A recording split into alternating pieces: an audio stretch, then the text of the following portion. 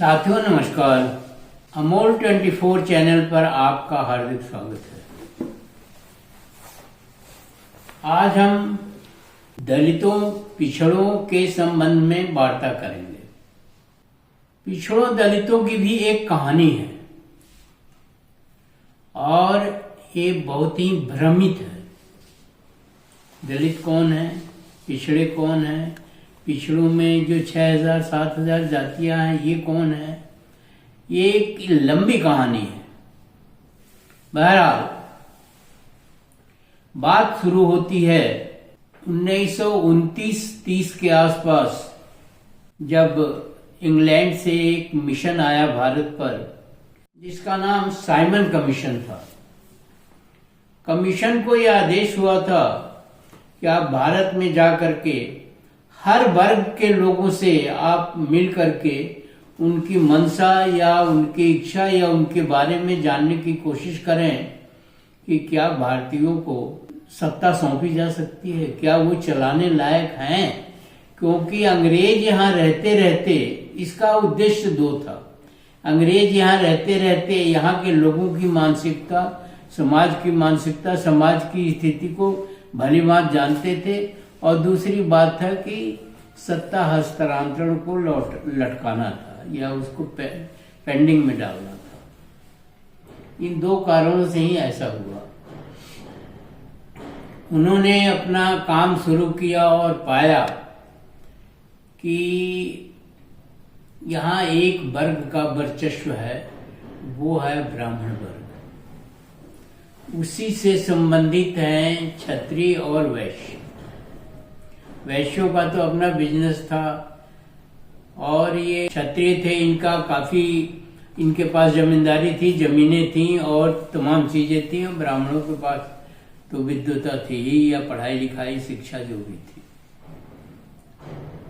तो उन्होंने पूछा, और इनका देश के उसमें शासन सत्ता में कोई अधिकार नहीं था, या कह लीजिए कोई इनका योगदान नहीं था। योगदान से मतलब है कि इनकी उसमें एक तरह से उपस्थिति नहीं थी। फिर उन्होंने पूछा समृद्ध लोगों से कि ये क्या है कि ये कई वर्ग जो है हर जगह छाए हुए हैं, और सरकारी नौकरियों में, बिजनेस में और जमीनों के में, सब जगह जो है एक ग्रुप जैसे लोग जो है वो पड़े हुए हैं। तो इसका कारण क्या है? तो लोगों ने बताया कि यहाँ दो हैं, एक द्विज है और एक शूद्र है। द्विज जो हैं उसमें ये ब्राह्मण, ठाकुर, बनिया आते हैं, और शूद्रों में बाकी सभी लोग हैं। पर उस समय शूद्र केवल दलितों के लिए ही प्रचलित था, जबकि शूद्र जो है ये सभी लोग थे। फिर भी उनको स्पष्ट नहीं हुआ। उन्होंने कहा कि ये शूद्र क्या होता है, ये तो हमारे इंग्लैंड में शूद्र नाम की कोई चीज ही नहीं होती है, तो इसके बारे में स्पष्ट होना चाहिए। फिर अम्बेडकर आए। अम्बेडकर से भी उन्होंने बातचीत किया था। तो अम्बेडकर ने बताया अपनी वार्ता के दौरान कि शूद्र दो तरह के हैं, अछूत और सछूत।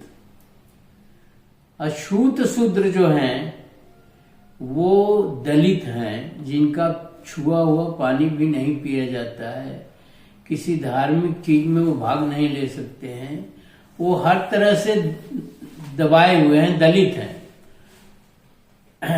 और एक सछूत हैं जो खेती बाड़ी करते हैं, दूध दही का व्यापार करते हैं, सब्जी का व्यापार करते हैं। व्यापार नहीं करते हैं, उत्पादन करते हैं। तो उनकी बात थोड़ी थोड़ी समझ में आई कि ऐसा ही है। फिर ये बात उभर कर आई पूरी तरह से कि ये सछूत और अछूत दोनों ही शूद्र हैं। तो दो बात हो गई, एक द्विज हो गया, एक शूद्र हो गया। आम भाषा में वैसे द्विज ब्राह्मणों को ही कहा जाता है, लेकिन उसमें ये सभी हैं। क्योंकि खाली ब्राह्मण से काम नहीं चलेगा, उसके लिए शक्ति भी चाहिए, उसके लिए पैसा भी चाहिए, वो वाद क्रिएट करने के लिए या ब्राह्मणवाद के लिए। और शूद्रों को सेवा करनी चाहिए। सेवा में जो है दूध दही का उत्पादन करो, सब्जी का उत्पादन करो, अनाज का उत्पादन करो, सारे जो है वो करो। ये सछूत हो गए क्योंकि इनका छुआ हुआ खाना था, नहीं खाते तो क्या करते। तो इस तरह से ये पिछड़े बाद में कहलाए और वो दलित कहलाए। एक नामनक्लेचर है, स्थिति मोर और लेस, दोनों का स्टेटस करीब करीब एक ही है। दोनों के स्टेटस में कोई अंतर नहीं है। अछूत और सछूत एक ही चीज थी, उसमें एक वर्गीकरण था। अब पिछड़ों की बात करते हैं, दलितों की भी बात करेंगे आप लोग। पिछड़े जो हैं वो अनाज पैदा करते थे, दूध दही का उत्पादन करते थे, सब्जियों का उत्पादन करते थे। हर उत्पादन का काम जो है वो इन्हीं शूद्रों का था या पिछड़ों का था। हम पिछड़े कह के चलेंगे, शूद्रों सछूत को हम पिछड़ा ही कहेंगे, पिछड़ों का था। अब पिछड़ों में भी दो ग्रुप हो गए, एक आर्टिजन हो गए, कारीगर ग्रुप, इंजीनियर ग्रुप कह लीजिए, और एक उत्पादन से संबंधित हो गए। उत्पादन में बहुत सारे थे, ये तो बहुत सारी जातियां हैं, लेकिन उत्पादन में पिछड़े थे।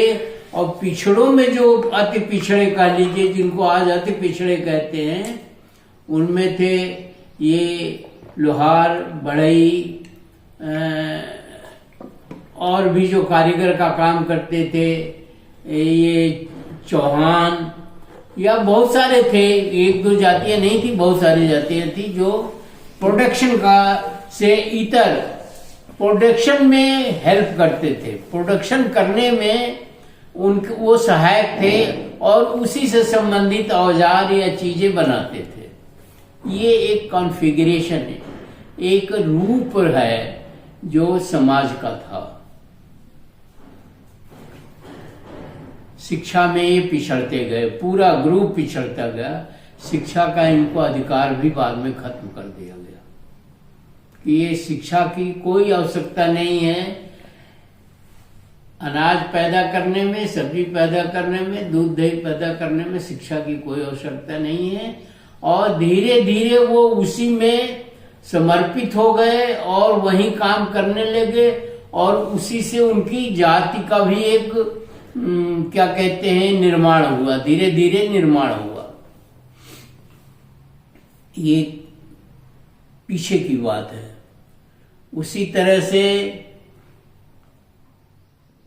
ये कारीगर ग्रुप जो था, उसमें नाऊ भी था, धोबी भी था, ये मिस्त्री भी थे कारीगर, और ये लोहार भी था, बढ़ई भी था। ये भी एक जाति बन गई, एक जाति का रूप ले लिया, जिसकी वजह से ये कहलाए। जो लोहे का काम करता था लोहार कहलाया, जो लकड़ी का काम करता था वो बढ़ई कहलाया, जो मकान बनाने का काम करता था उसमें चौहान, ये लुनिया, और क्या कहते हैं और भी कारीगर आए, जो इसी तरह से काम के आधार पर ये जातियां बन गई।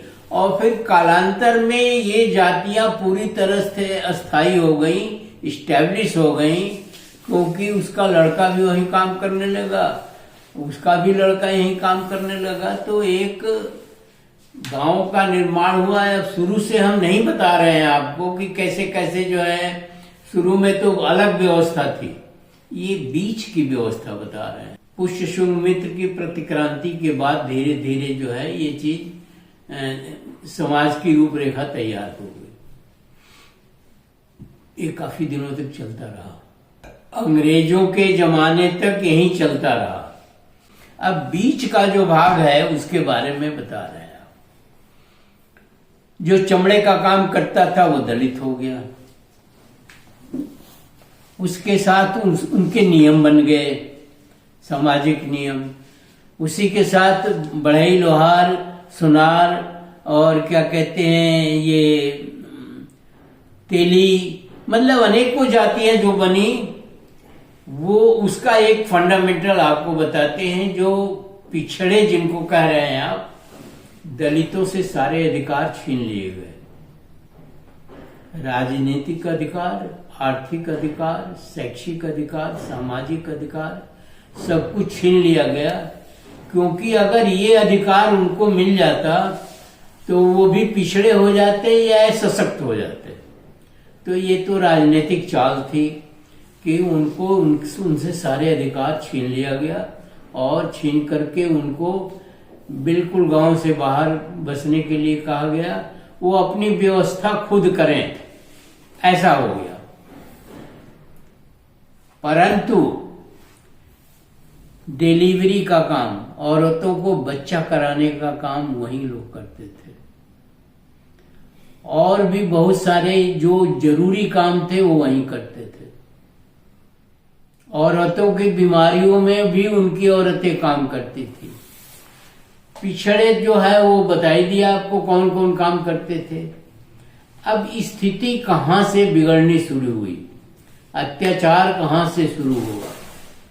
अब इस तरह से ये अशिक्षित होते गए और शिक्षित होने के बाद ये एक जगह अस्थिर हो गए। इनका काम जो है, अब इन पर तमाम तरह के बंदिशें लगाई जानी शुरू हो गई।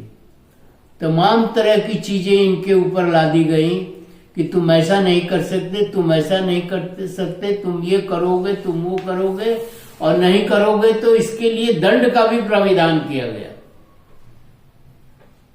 एक आतंकवाद जैसी स्थिति पैदा हो गई। और जो सबल हो गया, जिसके पास जमीनें थी, आर्थिक स्थिति जिसकी ठीक थी, जिसके पास बिजनेस था और जिसके पास धर्म था, ये तीनों ने मिलकर के अत्याचार करना शुरू कर दिया। और पिछड़ों को तमाम डायरेक्शंस दिए गए, दलितों को तमाम डायरेक्शंस दिए गए और उसी के अनुसार काम करने की बंदिशें लगाई गई। ये एक समाज का बहुत ही विद्रूप रूप बन गया, जिसके वजह से समाज जो है पिछड़ता चला गया। और इसमें पिछड़ों की बहुत बड़ी संख्या थी। बड़े पैमाने पर खेती होती थी, बड़े पैमाने पर दूध दही चाहिए था, बड़े पैमाने पर सब्जी चाहिए था। और ये लोहार, बढ़ई, सुनार, धोबी और क्या कहते हैं नाऊ, ये आवश्यक इसेंशियल सर्विसेज थी इनकी। अगर ये काम छोड़ दें तो गांव तो उजड़ना शुरू हो जाएंगे। खेती में भी बहुत दिमाग लगाना पड़ता है, खेती ऐसे नहीं होती है। दूध दही पैदा करने के लिए कि भी गाय भैंसों के साथ लड़ना पड़ता है और मेहनत करनी पड़ती है। उनको खाना खिलाना है, उनको वंश वृद्धि करनी है, उनका अच्छा ब्रीड होना चाहिए, उनकी अच्छी तरीके से देखभाल होना चाहिए। आप नहाए चाहे ना नहाए, लेकिन जो दूध देने वाला जानवर है वो नहाएगा, क्योंकि उससे दूध आएगा तो पैसा आएगा, पैसा आएगा तो हमारा गुजर बसर होगा। उसी तरह से सब्जियों की बहुत देखभाल करनी पड़ती थी। मुझे ज्ञात है कि सब्जी में पानी सवेरे 4 बजे चलाया जाता था या रात को चलाया जाता था, ताकि रात को वो सब्जी जो है ठीक से पानी ग्रहण कर पाए। और अगर दिन में है तो पानी गर्म हो जाएगा, सब्जियां नुकसान हो जाएगी। सब्जियों की देखभाल जानवरों से कम नहीं करनी पड़ती थी। इसी तरह से लोहे का काम करने वाला भी बहुत दिमाग रखता था कि लोहा को कहाँ से पीटना है, कैसे पीटना है। मतलब सारी सुविधाएं समाज को यही ग्रुप, पिछड़ा ग्रुप पहुंचाता था। अब पिछड़े ग्रुप की दुर्गति बता रहे हैं। पिछड़ों को ये कहा गया यही काम आपको करना है, इसके अतिरिक्त आपका कोई काम नहीं है। आप न पढ़ेंगे, न लिखेंगे, न शासन में आएंगे, न धर्म में आएंगे, न रुपए पैसे का कोई काम करेंगे, केवल उत्पादन का काम करेंगे। ठीक है, कोई दिक्कत नहीं है उत्पादन का काम, लेकिन उसमें भी उन्होंने लूट खसोट मचाई। उन्होंने बहुत बंदिशें लगाई कि आपको दूध देना पड़ेगा, ये सब्जी देनी पड़ेगी, ये अनाज देना पड़ेगा, तमाम चीजें हैं। अब पिछड़ों ने कहाँ गलती करी? उन्होंने कोई उसका विरोध नहीं किया। विरोध नहीं किया तो वो गुमराह होते, शिक्षित थे नहीं तो वो गुमराह होते गए, और फिर उसी में वो लीन भी रहे, चाहे उनके साथ जो भी अत्याचार होता रहा, उस अत्याचार को वो झेलते रहे। अब पिछड़ों की स्थिति को बता रहे हैं हम। पिछड़े जो थे वो समाज के सारे कुरीतियों को ढोते थे। ऐसे कपड़े पहनने हैं, ऐसे रहना है, ये तीज त्योहार करना है, इसमें ऐसे करना है, उसमें ऐसे करना है। ये पिछड़ों की सरासर गलती थी कि वो उसको मानकर, चाहे मजबूरी में मानकर, चाहे शौकीन मानकर, जो भी हो, था तो मजबूरी का ही किस्सा, लेकिन उसको वो ढोते रहे। कपड़े आप ऐसे ही पहनोगे, इससे अगर आगे बढ़े तो खैरियत नहीं है, और खाना यही खाओगे, इसी तरह से रहोगे। सारे दिशा निर्देश जो है धर्म के लोगों से, और क्या कहते हैं, जिनके पास जमीनें थी, जमींदार थे, उनकी तरफ से, और सेठ साहूकारों का शोषण जो है वो अपना चलता रहा। इसलिए पिछड़े सबसे ज्यादा दोषी मैं मानता हूं कि इतनी बड़ी संख्या में होते हुए भी उनको बांटा गया, उस पर उन्होंने कोई ध्यान नहीं दिया, और वो सारे नियम कानून वहीं ढोते रहे। दलितों के ऊपर कोई नियम कानून नहीं था, उनके ऊपर बंदिशें थी, उनके पास कोई अधिकारी नहीं था, वो कुछ करते ही नहीं थे। वो तो किसी तरह से पानी उनको मिल जा पी ले, और किसी तरह से खाना खा ले, नहीं मरे हुए जानवरों का मांस भी खाते थे, ऐसा भी हमने सुना है, सुना क्या है, देखा भी है। या अनाज, बैलों के गोबर का अनाज खाते थे, तो उनके लिए तो कोई नियम कानून रह नहीं गया, वो तो बिल्कुल ही अंत्यज थे, आखिरी पैदान पर थे। अब पिछड़े कुछ कर सकते थे तो पिछड़ों ने कुछ नहीं किया। पिछड़ों ने कोई प्रतिक्रांति नहीं किया, पिछड़ों ने कोई विरोध नहीं किया। अगर पिछड़े विरोध कर देते सब मिल करके, तो पूरी अर्थव्यवस्था ठप हो जाती, पूरी अर्थव्यवस्था ठप हो जाती। फिर उन्हें सोचना पड़ता, क्योंकि जिनके पास जमीनें थी वो खेती नहीं करते थे, जिनके पास धर्म था वो धार्मिक नहीं थे, और जिनके रुपए पैसे था उस रुपए पैसे का दुरुपयोग करते थे। तो चूंकि शिक्षित नहीं थे पिछड़े, लेकिन जागरूक उन्हें होना चाहिए था। शिक्षित न होने के बाद भी उन्हें जागरूक रहना चाहिए था कि ये धर्म नहीं कर रहा है, ये दो शादियां कर रहा है, तरह तरह की बंदिशें लगा रहा है, काम कोई नहीं करता है, और बंदिशें इससे लगाता है, धर्म के नाम पर बुरी तरह से डराता है।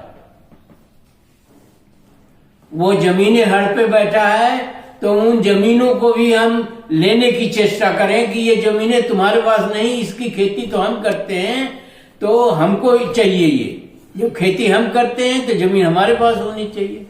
उसी तरह से रुपए पैसे की भी स्थिति थी।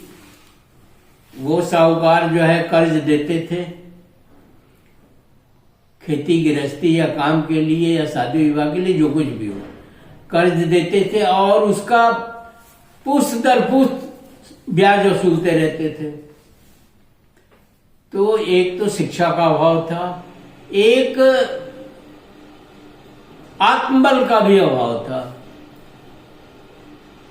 एक प्रतिक्रांति करने की क्षमता नहीं क्रिएट की गई, और उसको ढोया गया। उस समय की स्थिति ये थी, थोड़ा बहुत झलक हम जानते हैं, देखे हैं कि किस तरह से जो है ये धर्म के लोग, ये जमीन जिनके पास थी वो लोग, और जिनके पास धन था वो लोग किस तरह से अत्याचार करते थे, ये हमने देखा है। खाना खाने आते थे, उसमें 20 तरह की चीजें जो है वो धार्मिक आयोजन उन्होंने बना रखी, जकड़ रखा था पिछड़े समाज को, और उस जकड़न से वो निकलने की कोई कोशिश नहीं कर रहे थे। ठीक है, शिक्षा नहीं थी, लेकिन जागरूकता हो तो शिक्षा का अभाव पूरा किया जा सकता है। अगर आपके पास जागरूकता, कुछ लोग जागरूक थे तो उसका किया जा सकता था। ये मुंडन संस्कार, अंत्येष्टि संस्कार, दुनिया भर के संस्कार पैदा करके उनका जो पैदा होता था वो खा पी करके और ले दे करके बराबर कर देते थे और पिछड़े पिछड़े की तरह से रह जाते थे। फिर वहीं हम आएंगे ढोंग पाखंड आडंबर पर। इतना ढोंग पाखंड आडंबर था कि तुम 13 दिन पर अंत्येष्टि करोगे, तुम 16 दिन पर करोगे, तुम ऐसे करोगे, तुम वैसे करोगे। आपने इसका विरोध नहीं किया और आज भी आप विरोध नहीं कर रहे हैं। किस चीज की अंत्येष्टि? हमारे घर में मरा हुआ है, चाहे वो लड़का हो चाहे बूढ़ा हो, कोई न कोई रिलेशन तो होगा, पिता होगा, माता होगा, पत्नी होगी, लड़का होगा, और आपको खाने की पड़ी है, दहेज उसकी पड़ी है, क्या कहते हैं, दान दक्षिणा की पड़ी है, दक्षिणा की पड़ी हुई है। इसका विरोध नहीं हुआ और आज भी नहीं हो रहा है, जिसकी वजह से पिछड़ों का शोषण आज भी जारी है और पिछड़े इस चीज को नहीं समझ पा रहे हैं। दलित तो थोड़ा बहुत समझ भी गए हैं, लेकिन पिछड़े जो है उनको आज भी संज्ञान नहीं। यही मुझे कहना था कि आज भी आप जो है अंत्येष्टि करते हैं। किस बात की अंत्येष्टि है? किस बात का खाना खिलाना है? आदमी मर गया, घर में चला गया, उसमें भी तरह तरह की बातें आप जो है वो उसमें लागू करते हैं और आप करते हैं। मुंडन संस्कार होता है विदेशों में, बच्चा पैदा होते ही उसके बाल उतार दिए जाते हैं, क्योंकि वो गर्भ के बाल होते हैं और गंदे होते हैं। आप 6-6 साल बाद मुंडन कराते हैं, तब तक वो गर्भ का ही बाल रहता है। या तो यहां भी व्यवस्था की जाए कि बच्चा पैदा होते ही हॉस्पिटल में उसका मुंडन करा दिया जाए, और कोई मुंडन संस्कार की आवश्यकता नहीं है। ये कांवड़ यात्रा की कोई जरूरत नहीं है। पानी आप वहां से ढो कर लाएंगे तो क्या वो उसका क्या हो जाएगा, उससे क्या होगा? आप ये खुद सोचें, क्योंकि आपके ऊपर जो अत्याचार करने वाले हैं या आपसे जो ये मनवाने वाले हैं, उनका अपना निहित स्वार्थ है। तो जितनी बुराइयां हैं उस बुराइयों के बारे में आप समझें। थोड़ी बहुत तो आपको दिक्कत होगी ही होगी। जब शुरुआत करेंगे और आप लड़ेंगे और उनसे इस चीजों के बारे में बात करेंगे तो वो तो राजी नहीं होंगे। कांवड़ यात्रा प्रमोट किया जा रहा है, फूल बरसाए जा रहे हैं आजकल, और उसमें तरह तरह के नियम कानून लागू किए जा रहे हैं, और आप चुपचाप देख रहे हैं। प्रजातंत्र आपके हाथ में, आपके पास वोट डालने का अधिकार है, फिर आप उस वोट का किस तरह से उपयोग करते हैं? आप खुद जो है वोट का दुरुपयोग करते हैं, अपनी शक्ति का दुरुपयोग करते हैं और दूसरे को दोष देते हैं। हम क्यों किसी के कहने से ये कपड़े पहने? हम क्यों किसी के कहने से ऐसा करें? हम क्यों किसी के कहने से जो है ये कुरीतियां ढोएं? हमारी समझ में यह आता है, आपके पास ऑप्शन भी है। बौद्ध धर्म है, जैन धर्म है, उन्होंने बताया है कि इसकी कोई आवश्यकता नहीं है। न कोई स्वर्ग है, न कोई नरक है, न कोई पाप है, न कोई पुण्य है, और न ही किसी नदी में नहाने से पाप पुण्य। आपने तो बिल्कुल नंगा नाच कर दिया इसी कुंभ में। आपने सबसे ज्यादा आपकी भूमिका रही कि आप जो है गठरी लादे सर पर। आपकी क्षमता नहीं है कि हम इतनी दूर जा सकते हैं, लेकिन आप गए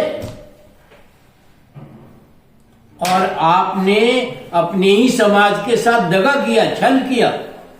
आप अपने समाज को सुधारना नहीं चाहते। आज भी वही स्थिति है जो पहले थी, पहले से थोड़ा सा कम हुआ है, लेकिन स्थिति मोर और लेस वैसी ही है। इसलिए ये पिछड़े सबसे ज्यादा जिम्मेदार हैं, हम इनको मानते हैं। दलित तो थोड़ा जागरूक हो गए हैं, आज भी शिक्षा ग्रहण करने के साथ साथ अपने महापुरुषों को नहीं जानते हैं। आपको ढोंग पाखंड आडंबर के बारे में नहीं जानकारी है कि ये छल किया जा रहा है आपसे। ये ढोंग पाखंड आडंबर करवा के कुंभ में नहाने गए हैं और इतने लोग मर गए, उसमें किसी का पिता मरा होगा, किसी की पत्नी मरी होगी, किसी की माँ मरी होगी, किसी की बहन मरी होगी, किसी की बेटी मरी होगी। क्या स्थिति बन रही होगी? अगर कोई छोटा बच्चा बच गया तो कौन सा पुण्य मिल गया आपको? आपके ऊपर तो दुखों का पहाड़ लग गया। तो उस नहाने से क्या फायदा? क्यों आप नहाने जा रहे हो भाई?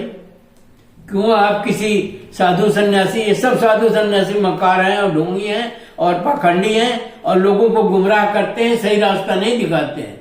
साधु सन्यासी का काम ये नहीं है। आप साधु सन्यासियों के पीछे लट्टू हैं। आपको लगता है कि ये साधु सन्यासी आपका कल्याण कर देंगे या आपको बता देंगे, ये सब मूर्खता है और ये सब आपका विनाश का कारण है। अगर ऐसा नहीं होता तो आप इसी समाज में पिछड़े क्यों कहे जाते हो? पिछड़े आप हैं। दलित क्यों कहे जाते? दलित हैं, हम भी आदमी हैं, वो भी आदमी हैं, सभी आदमी हैं। सिर्फ व्यवस्था का अंतर है या दिमाग का अंतर है या बात का अंतर है। तो हमारा यही कहना है कि पिछड़े सुधरना शुरू कर दें, पिछड़े अपने महापुरुषों के बारे में जाने। उसके लिए एक अलग से हम वीडियो बना के आपको देंगे। यादव ललई सिंह यादव को जाने, पाल गणेरिया जो है पेरियार को जाने, कुशवाहा जगदेव बाबू को जाने, अशोक को जाने।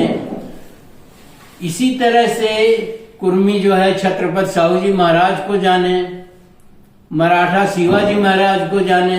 इनके संबंधित किताबें खरीदिए, इनकी फोटो घरों में लगाइए।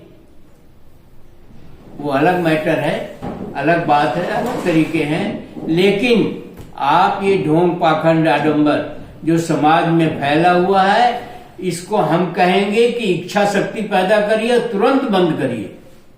अंत्येष्टि की करने की कोई जरूरत है? अब कहेंगे आपकी तो करें क्या? जागरूक देशों में मृत्यु हो जाने के बाद उसे मेडिकल कॉलेज को दान कर देते हैं और वो मरा हुआ शरीर भी देश के काम आता है। उससे लड़के पढ़ते हैं मेडिकल की पढ़ाई। आप और कुछ नहीं कर सकते हैं तो दान तो कर सकते हैं। हम लोग जो है मरने के बाद कुछ नहीं, अगर बिजली की व्यवस्था है तो बिजली से जलाइए, लकड़ी की व्यवस्था है तो लकड़ी से जलाइए। लेकिन जला करके उसकी राख जो है वो गंगा नदी में या किसी नदी में, कोई नदी पवित्र नहीं है, सभी नदियों में जल है। उसी जल का हम उपयोग करते हैं, वो हमारे लिए आवश्यक है। उसको आप अपने एक जगह लोग अब अपने खेतों में जलाना शुरू कर दिए हैं, वहां समाधि बनाना शुरू कर दिए हैं। पूजा करने की जरूरत नहीं है कि आप पितरपक्ष आएगा तभी आप पूजा करेंगे और दाढ़ी मूछ मुड़वा करके जो है आप पंडितों को दान करेंगे। ये तो एक छलावा है। आप उस पर जिस दिन डेथ हुई है उस पर फूल माला चढ़ा दिया, दैट्स ऑल, खत्म हो गई बात। आपने उसको याद कर लिया या उस दिन उपवास कर लिया। लेकिन हम क्वार में महीने में ये पितृपक्ष का एक दिन होगा, कुछ नहीं है पितृपक्ष वगैरह का दिन, वो व्यवस्था थी वो खत्म हो गई। और पेशा जो आप कर रहे हैं मजबूरी है, पेशा करिए, लेकिन बच्चे को शिक्षित करिए। उसे अगर आपको वही पेशा करना है तो शहरों में सैलून खोलिए, नाऊ लॉन्ड्री खोलिए शहरों में, धोबी। यादव जो है डेयरी प्रोडक्ट खोले अपना, और वो अपना डेयरी प्रोडक्ट सब्जियों के लिए मंडी लगाइए, तरह तरह के उसमें बिजनेस है मौर्यों के लिए। ऐसा थोड़ी ना है। लेकिन आप थोड़ा शहर के संपर्क में आइए, कोई सामाजिक लोगों के संपर्क में आइए, अपने खुद मनन करिए, लेकिन ये काम न करिए जो ढोंग पाखंड आडंबर वर्षों से चला आ रहा है। एक छोटी सी कहानी आपको सुना रहे हैं, अपने गांव की ही सुना रहे हैं। एक कोई याद नहीं है कौन सी बिरादरी था, लेकिन हमारा ख्याल है कि ये मल्ला निषाद था या कोई और बैकवर्ड ही था, मतलब पिछड़ी जात का ही। वो गाय मर गई तो अज्ञानता बस, या किसी ने कह दिया एक पंडित से कि वो गाय मर गई, उसकी वजह से। गाय जब मरती है तो गांव में उसके गर्दन से पगहा खोल देते हैं, उसके गर्दन से रस्सी को निकाल देते हैं। अगर आपने नहीं निकाला तो ये दोष आपके ऊपर है। वो कुछ ऐसी ही बात थी, और एक पंडित जो पहुंच गया, जो बिल्कुल पढ़ा लिखा नहीं था, पहुंच गया और कहा तुमने गाय मारी है और इसका तुमको जो है ये करना पड़ेगा, वो करना पड़ेगा। तो उसके लिए एक प्राविधान उन्होंने किया है कि आप भिक्षाटन करेंगे घूम घूम करके 1 महीने, और उसी भिक्षा के से खाएंगे, और अगर भिक्षाटन नहीं करते हैं तो ब्राह्मण को दान करिए। क्या तमाशा है। ब्राह्मण को दान करने में 250 रुपया उस ब्राह्मण ने, जो पढ़ा लिखा नहीं है, खुद भी जाहिल है, उसने 250 रुपया उससे वसूल लिया। ये तो आप 20 साल पहले की बात बता रहे हैं आपको। तो इन सब चीजों से बचिए और बता दीजिए मैं कुछ नहीं करता। एक ब्राह्मण का लड़का हम लोगों के साथ पढ़ता था, चौबे था। वो पढ़ने में उसका मन नहीं लगता था, वो भाग आता था स्कूल से। उसके पिताजी साथ लेके जाते हैं तब भी वो भाग आता था। एक दिन हम लोगों के साथ जा रहा था, स्कूल के पास ही से जो है भाग आया। हम लोग हंसने लगे। दर्जा 6 में वो पढ़ता था, दर्जा 7 में पढ़ता था, मैं 6 में था। बाद में वो काफी समय बाद गांव में जाने पर मिला, तो हमने पूछा कि क्या कर रहे हो भाई? दर्जा 6 पास था, क्या कर रहे हो भाई? तो उसने बोला मैं पंडिताई कर रहा हूं, कथा सुनाता हूं सब जगह। मतलब कथा सुनाने में रोज अगर गांव में छोटा गांव नहीं है, बड़ा गांव है, रोज अगर 4 कथा उसको मिल गया तो झीट लाया, जो है 200-500 रुपए तो झीटी लाया। गांव में 200-500 रुपए तो बहुत मायने रखते हैं। तो इस तरह की जो कुरीतियां हैं, इसको आप समाप्त करिए। कथा उथा सुनने की कोई जरूरत नहीं है। शादी विवाह बौद्ध धर्म से करिए, नहीं बौद्ध धर्म से करिए तो जयमाल काफी है। शादी तो तब होता है जब लड़का और लड़की का मिलन होता है, न कि आप हंगामा करेंगे। आप चुनिंदा लोगों को खाना खिलाइए। और ये पंडितों का हम बहिष्कार की बात नहीं कर रहे हैं, कुरीतियों को दूर करने की बात कर रहे हैं।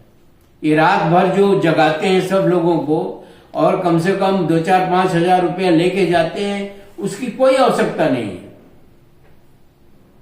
सिंपल तरीके से शादी करिए। 10 लोग अगर बारात में गए हैं और 10 लोग आपके यहाँ खाना खाए हैं, आपके अपनी बिरादरी के या अपने से समकक्षीय लोगों के, तो वो वही उदाहरण है कि शादी हुई है। और नहीं तो आप कोर्ट में शादी करिए, सरकार को भी फायदा होगा और आपका भी बचत है। भोज दे दीजिए। बहुत सारी शादियां हमने अटेंड करी शहरों में इस तरह की। तो इस तरह से आप खुद निर्णय करिए कि हम इस स्थिति में क्या कर सकते हैं। और अगर पिछड़े सब मिल करके काम करें तो किसी की हिम्मत नहीं है, किसी की, आप खुद उसके लिए दोषी हैं। किसी की हिम्मत नहीं है जो आपसे ये करवा सके।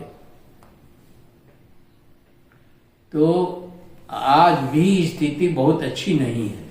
मैंने गांव में मैं जाता हूं, देखता हूं और समझता हूं। तो मृत्यु हो गई, आपको अंत्येष्टि भोज देने की जरूरत नहीं है। आप फोटो लगा लीजिए, फूल रख लीजिए, लोग श्रद्धांजलि दें वहां आकर के। और जो दूर से आए हैं उनके लिए तो खाना बनेगा ही बनेगा ना, खाएंगे ही ना। पर कितने मूर्ख हैं गांव में जो कहते हैं मेरे बाबा के अंत्येष्टि में 800 लोग खाए। अबे बेवकूफ आदमी, 800 खिलाने का क्या मतलब है ये डींगे हाँकने का? मूर्ख हो तुम। और आपको हम यही कहेंगे कि अपने महापुरुषों को जानिए, वो कुरीतियों का विरोध किए हैं, वो लोग हैं और उनका कहीं कुछ नहीं हुआ है। तो आपसे निवेदन है, आग्रह है, समाज में उन्नति लाइए, सोच बदलिए और ढोंग पाखंड आडंबर से नमस्ते कर लीजिए, तो कोई बेजा नहीं होगा, पूरे समाज का भला होगा। और उस पैसे को आप जो है बच्चों के कपड़ों में, शिक्षा में, स्वास्थ्य में, अपने परिवार की औरतों के मान सम्मान में और हर तरह से वो खर्च करने के लिए आपके पास पैसा नहीं है। आप जबरदस्ती का ये ढोंग पाखंड आडंबर करते हैं। आप बाद में आपको मालूम पड़ेगा कि बहुत अच्छा है। धन्यवाद। जय भीम, जय प्रकृति, जय बुद्ध।